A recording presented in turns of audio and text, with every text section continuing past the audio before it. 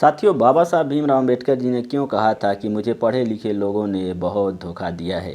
तो साथियों, इस किताब में बहुत ही अच्छे से समझाया गया है। प्रश्न यह उठता है कि क्या बाबा साहब भीमराव अम्बेडकर ने सभी लोगों को कहा था, जितने पढ़े लिखे लोग हैं सभी लोगों को कहा था कि आपने मुझे बहुत धोखा दिया है, या परिस्थितियाँ कुछ और ही हैं।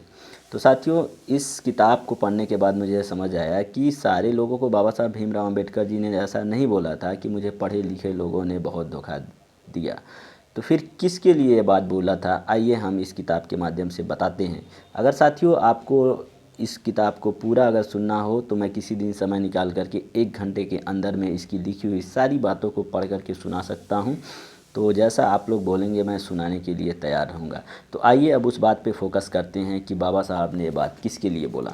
साथियों, एक समय की बात है कि वायसराय जो लॉर्ड लिथगो था, उससे बाबा साहब भीमराव अम्बेडकर जी मिलते हैं और उनसे पूछते हैं कि आप मुसलमानों के नाम पर जो है अलीगढ़ विश्वविद्यालय तथा हिंदुओं के नाम पे काशी विश्वविद्यालय को 3-3 लाख रुपए देते हैं, परंतु गरीब, शोषित, वंचित, पिछड़े और अति पिछड़े तथा अछूतों को शिक्षा के नाम पे आपने क्या दिया।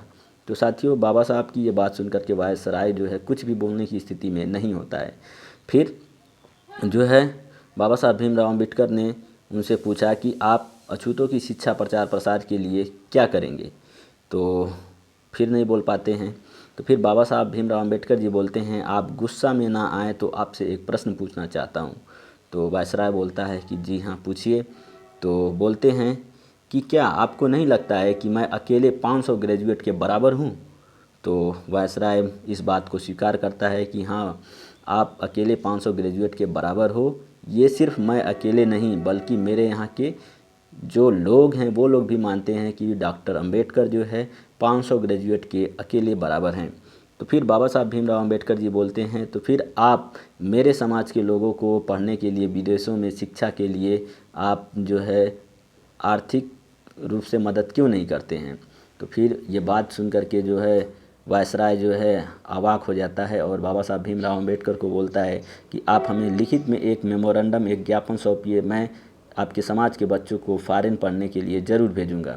उसके बाद बाबा साहब भीमराव अम्बेडकर क्या करते हैं, एक ज्ञापन लिख करके देते हैं और 17 लड़कों को पढ़ने के लिए विदेशों में भेजने की बात करते हैं। वो 17 लड़के जब पढ़ करके विदेशों से वापस लौटते हैं तो उसमें से सिर्फ और सिर्फ एक लड़का जो है बाबा साहब भीमराव अम्बेडकर के रास्ते पे चलता है और अपने समाज की उद्धार के लिए काम करता है।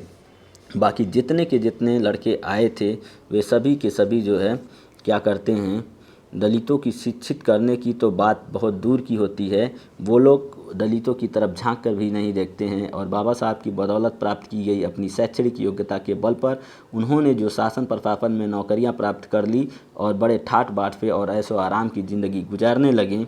ये थे बाबा साहब के सबसे धोखेबाज लोग, जिसके वजह से साथियों बाबा साहब को बहुत ज़्यादा पीड़ा हुई। और इस पीड़ा को बयान करने के लिए उन्होंने साथियों जिस शब्द का इस्तेमाल किया वो शब्द है, मुझे पढ़े लिखे लोगों ने बहुत धोखा दिया। साथियों, बाबा साहब भीमराव अम्बेडकर कतई सभी लोगों को नहीं बोले थे कि मुझे पढ़े लिखे लोगों ने बहुत धोखा दिया।